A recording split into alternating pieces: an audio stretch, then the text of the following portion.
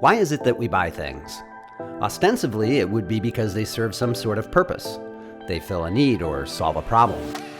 But let's be honest, to some degree there's a certain endorphin rush from buying something new, updated, or special. Paulina never really shared that view and would be happier altogether if I just stopped searching for endorphins at Best Buy. But I mean, it's not like I'm a compulsive gambler doing lines of coke off a stripper at 4 a.m. I'm just a guy who really likes tech.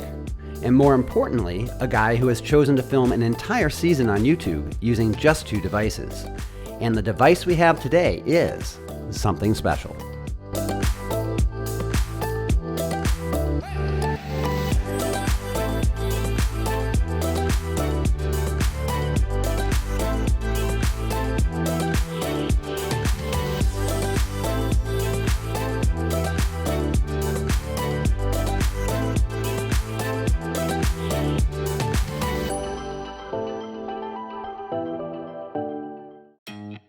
I've always envied those guys on vacation with a camera kit that makes them look like NFL photographers.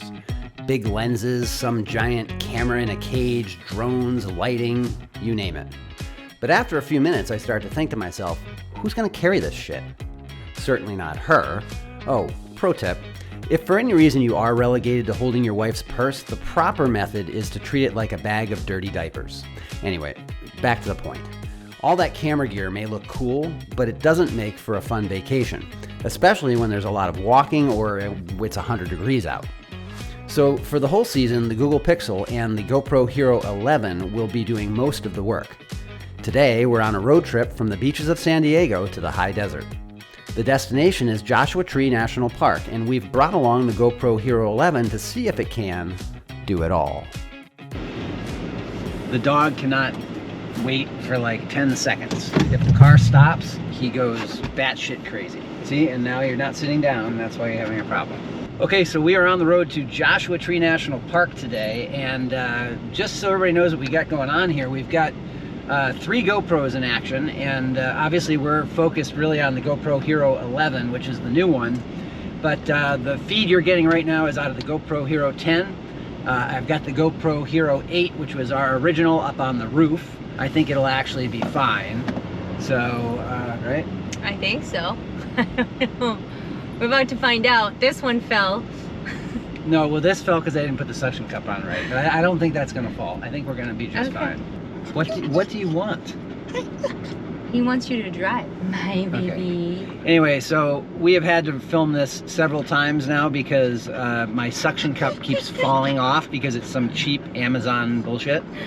And so you were right on that. Every single time the thing falls off, I have to make sure that we have like a good shot. Do we know how to get out of this place? Because all right, so we're going around in circles in a parking lot. This is where we were moments ago. Turn left. Oh, we did find a great little spot that we are going to stop at called Pioneer Town. And what this is an Old West town. That's a real Old West town. So they set it up to be a movie set in like 1946, and the people that live there actually own the properties and live basically in a Old West town just like it would be back in 1946. All right, so Pioneer Town. Check it out, see what it's like. I just watched Peter McKinnon's review of the GoPro Hero 11, and he said it wasn't very good for vlogging. But we've found that to be completely the opposite. I guess if you have a big kit like McKinnon does with tripods and the like, it works out great, but for us, stabilization is a major factor. And with GoPro, you simply don't have to worry about it. For vlogging scenes, I set the lens to linear with horizon leveling, and it makes for a perfectly balanced shot. And the new improved sensor on Hero 11 also seems to have a better dynamic range, as you can see here in this shot, shaded by the building, which was actually pretty dark. Would I choose to use a GoPro indoors? No, I wouldn't. I use my Pixel for that. But frankly, given the fact that we had some challenging backlight here, the new photo sensor on Hero 11 seems to hold its own much better than Hero 10, even with still photos. I feel like maybe I should just tie him to maybe a fence post. Right? Let's go play. Tie him to a fence post just like the horses? I mean, it's a Wild West town, right? What are you whining about? Wait! Well, like any self-respecting cowboy, I don't think it's too early to have a beer. So that's what we're doing. And, you know, I think Sierra Nevada was probably one of the primary beers they drank in the Old West. Or not. Pioneer Town isn't a park or a museum, it's actually a real town. It's basically the Old West brought back to life, or better put, kept alive.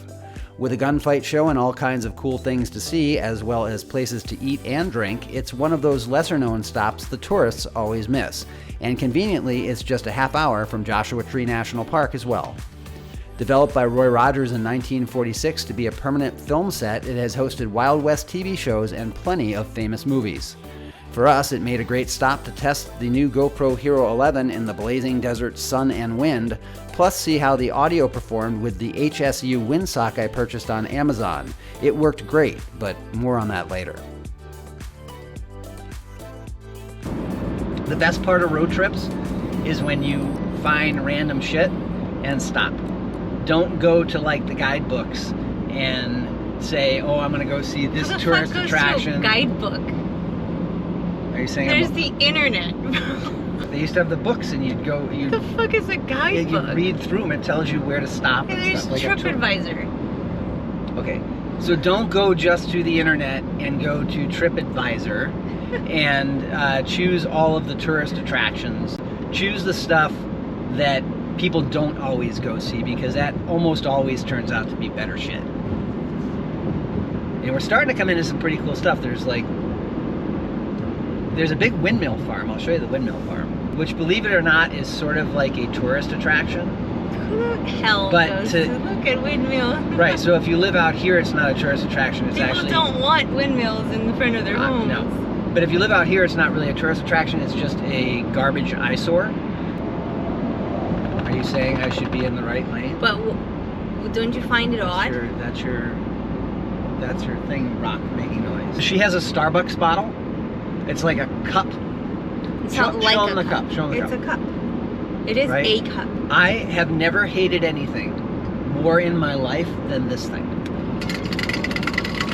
All day long when you're driving, that's what you hear. After a short wait and a $30 admission, we were in the park and on our way. Joshua Tree National Park is one of the most popular destinations in the desert Southwest, and with good reason. With a perfectly preserved landscape that feels almost like a movie set, the park offers countless opportunities for Instagram-worthy photos or, well, aspiring YouTube vloggers to get those perfect shots. With its signature trees, which aren't actually trees by the way, instead are a subspecies of grass, and over 8,000 rock climbing routes, the oldest of which is 1.7 billion years, Joshua Tree National Park is more than just a drive. But don't write off that drive after all, because the entire park is about 4 hours of roadway and it's completely worth it. There are turnouts with great scenery every few miles, and I encourage you to take that trip. What is she doing? What are you doing? I turned off the camera from the roof. Oh, good idea. Oliver? So we're gonna head up into these boulders that are up here, and I think there's a pretty good view up there, and what I'd like to do is to see if the still photos that the GoPro Hero 11 takes are going to be good enough, you know, to keep and use, not only just for social media, but are they good enough for us to keep and preserve the memories of our travels. The Hero 11 has a new sensor, so it should have improved still photos over the Hero 10, but of course it's probably not going to be the same as a phone. You know what, Paulina, we should take some pictures with my Pixel also, because I can compare the two of them. So why don't you grab that out of the truck. Well, if you want a test of how this HSU windsock works on here, it's right now, because it's blowing like crazy, because I am up on top of the world right now. So again, Joshua Tree, a fantastic place to come. Bring your dog, bring your kids. If you like activities, sporting, rock climbing, you can do legit rock climbing here. I went up the smallest rock you can imagine. There's Paulina doing something. I went up the smallest rock you can imagine, but these guys go up the top of that thing, which is crazy to me, but they do. For those of you looking for a definitive answer on the new image sensor, yes, it is much better and can handle the job as a backup camera for just about anyone. Would I replace my phone with it? No.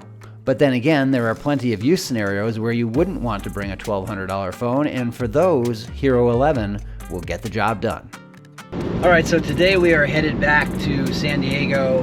We're going to stop at the Mount Soledad Veterans Memorial, which is a great spot to be able to get a good view of the ocean and of San Diego. Again, one of those places that the tourists always miss. So it's actually in La Jolla, I think. Yes, not San Diego. So La Jolla is a little further north, but it's all really close. It's probably 15, 18 minutes from downtown San Diego. So, and if you're looking for like a nice resort or a hotel, La Jolla is actually not a bad spot to stay because it's a little less expensive than downtown and you get nice hotels there. There are a million YouTube videos about what to do in San Diego, but as you know, on this channel, we're looking for the spots that the tourists miss. Yes, you should go to the beach. Yes, you should check out the Midway Museum, which is actually a lot of fun. Stop at the harbor and check out the many locally sourced restaurants and high-end shopping available to tourists. But Paulina and I wanted to find something different, and this classic British car show was more our speed. It also gave me a chance to test one of Hero 11's biggest new features, 10-bit color. While Hero 10's 8-bit color was fantastic, displaying over 16 million colors, Hero 11 changes the game, offering 1 billion shades. While the average person can't really probably see the difference, it will provide more detail, and if you shoot in 5K and zoom in, you can see some significant differences in shadows and gradients. Our final stop on the trip was one of my favorites, Mount Soledad National Veterans Memorial, considered to be one of the most unique in America. It is the only memorial that honors veterans living or deceased from the Revolutionary War to the current war on terror with an image of the veteran. And it provides one of the absolute best views of San Diego, the Pacific Ocean, and everything that makes Southern California a uniquely beautiful experience. This was the perfect spot to try GoPro's new Hyperview, which is the widest field of view ever available on a GoPro camera. In this mode, it uses the entire new 8x7 sensor to capture even more scenery in a 16x9 frame. It for sure distorts the image, but used sparingly and in the right situations, it provides a really amazing result. Unless they're captured, the places we go and the things we see are merely moments in time, left to fade into the busy rush of life. Not everyone is trying to build a YouTube channel, but everyone should be trying to build memories that last a lifetime. For our part, Paulina and I thoroughly enjoyed our time with the GoPro Hero 11, and it will be joining our team as we navigate this year on the road. And yes, for us, this little durable, capable, and portable device will have, well, a lot to do. There's sort of a prevailing question at work here, and that is, can you make an entire YouTube channel work with just a GoPro and a phone? Well, I guess that depends on whether you hit that subscribe button or not, and by the way, please do. All I know is I haven't taken our Canon camera out of the house in over a year, and I don't think I regret it either. So off we go to the next adventure, and since the Pixel 6 Pro provided all of the B-roll last year, I'm going to look forward to what Google's next iteration has to offer, and oh, by the way, it's on the way. So join us on our next episode as we look at the most underrated feature on the Pixel, and then we'll have a road trip review of the Pixel 7 Pro from Catalina Island, and that's just the beginning. Thanks for joining us today, and until next time, we'll see you on the road.